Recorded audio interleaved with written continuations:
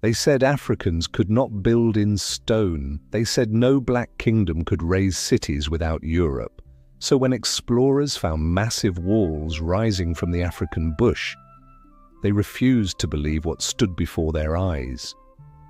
They did not just question the truth, they tried to bury it, because the ruins of Great Zimbabwe shattered a lie the world had been taught for centuries. Deep in southern Africa, granite towers once pierced the sky. Curving stone walls stretched for hundreds of meters. A royal city thrived here centuries before colonial flags touched this land.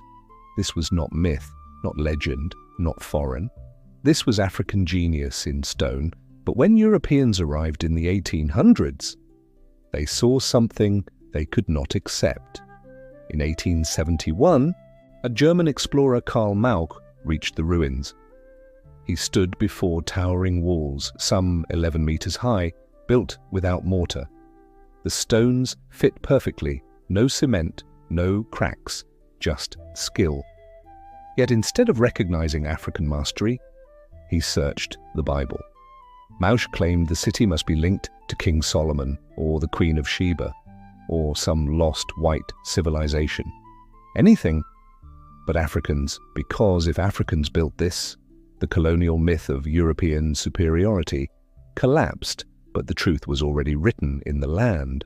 From the 11th into 15th centuries, Great Zimbabwe was the heart of a powerful African state. Its rulers controlled gold trade routes stretching to the Indian Ocean. Caravans carried ivory and metal across continents. Inside the stone walls stood palaces, markets, shrines. Thousands lived here. The city's name itself meant power. Zimbabwe, houses of stone.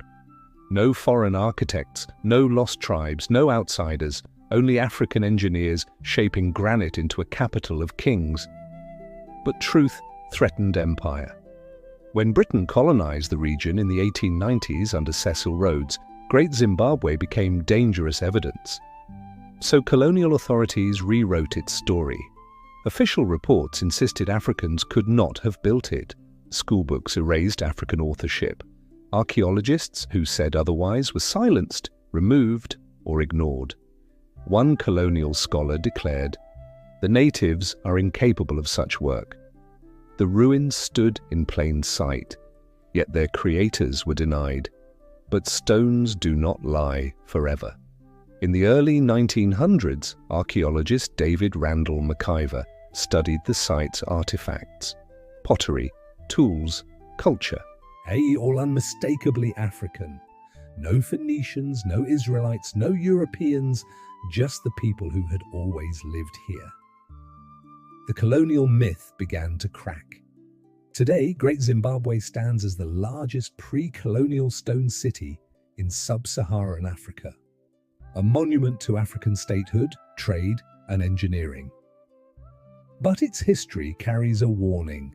Because the city was not destroyed by time, it was nearly erased by belief. The belief that Africa had no civilization, no cities, no greatness. Great Zimbabwe survived not just centuries, but denial itself.